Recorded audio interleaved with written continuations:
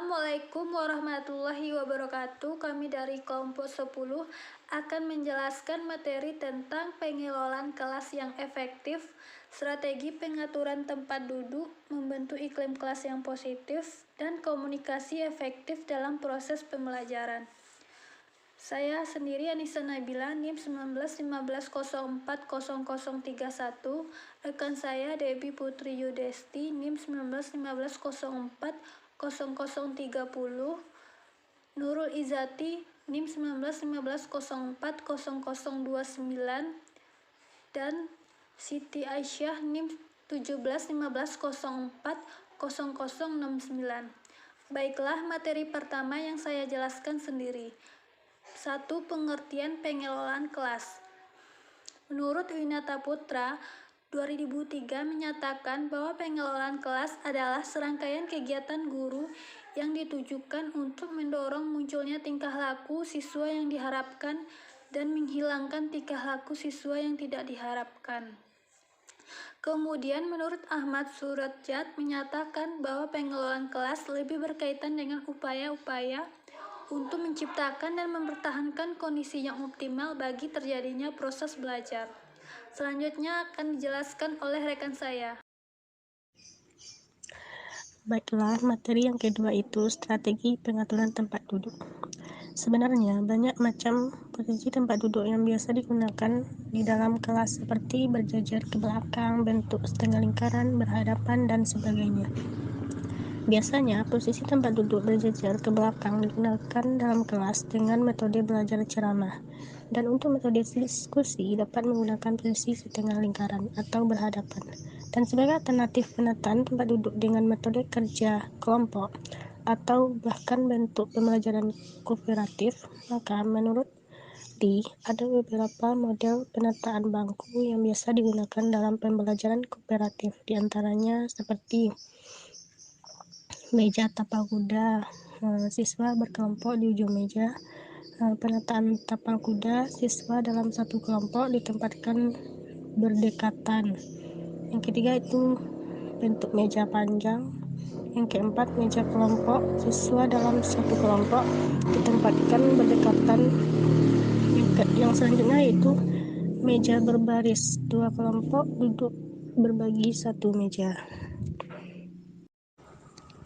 3. Iklim kelas positif.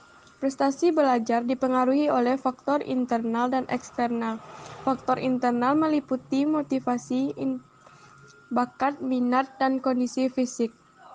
Faktor eksternal meliputi faktor sosial termasuk hubungan siswa dengan guru, manajemen sekolah, kurikulum pendidikan, serta sarana dan fasilitas sekolah. Lingkungan sekolah yang memberi pengaruh besar pada kondisi siswa dalam proses belajar di sekolah dan iklim di dalam kelas. Demikian juga menurut Kaluge, iklim kelas merupakan pengaruh terbesar bagi prestasi belajar siswa. Menurut Omar Hamalik dan Ilmu Pendidikan, kelas adalah suatu kelompok orang-orang yang melakukan kegiatan belajar bersama yang dapat mengajar dari seorang guru. Sebagai suatu kelompok sosial, kelas pada hakikatnya adalah suatu unit sosial yang bersama-sama memiliki tujuan dan bentuk secara formal yang berada di bawah suatu pimpinan, yaitu guru. Baiklah, saya Nurul Izati dengan NIM 1915040029 akan melanjutkan materi yang keempat, yaitu mengenai komunikasi efektif.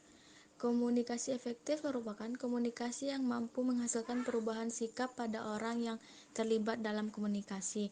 Komunikasi efektif memungkinkan seseorang dapat saling bertukar informasi, ide, kepercayaan, dan sikap antara dua orang atau sekelompok yang hasilnya sesuai dengan harapan. Tujuan komunikasi efektif ini adalah memberikan kemudahan dalam memahami pesan yang disampaikan antara pemberi dana penerima pesan. Menurut para ahli, Jalaluddin dalam bukunya Psikologi Komunikasi menyebutkan bahwa komunikasi efektif ditandai dengan adanya pengertian, dapat menimbulkan kesenangan, mempengaruhi sikap, meningkatkan hubungan sosial yang baik, dan pada akhirnya menimbulkan suatu tindakan. Effendi membedakan proses komunikasi menjadi dua tahap, yaitu proses komunikasi secara primer dan proses komunikasi secara sekunder. Sekian dari saya, terima kasih. 5. Ayat Al-Quran dan hadis tentang pengelolaan kelas. Surat An-Nahl ayat 125, yang artinya serulah manusia kepada jalan Tuhanmu dengan hikmah dan pengajaran yang baik, dan berdebatlah dengan mereka dengan cara yang baik. Sesungguhnya Tuhanmu, dialah yang lebih mengetahui siapa yang sesat dari jalannya, dan dialah yang lebih mengetahui siapa yang mendapat petunjuk.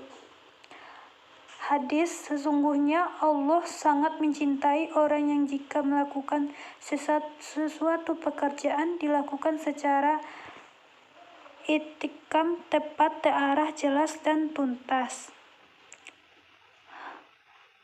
Hadis di atas menjelaskan tentang mengatur segala sesuatu agar dilakukan dengan baik, tepat, dan tuntas, merupakan hal yang disyariatkan dalam ajaran Islam, sehingga manajemen dapat dikatakan sebagai suatu usaha dalam mengatur atau mengelola sesuatu agar apa yang dilakukan bisa berjalan dengan baik, tepat, dan tuntas. Demikianlah hasil presentasi dari kelompok kami. Semoga bermanfaat, dan apabila ada kesalahan kami mohon maaf. Sekian, terima kasih. Wassalamualaikum warahmatullahi wabarakatuh.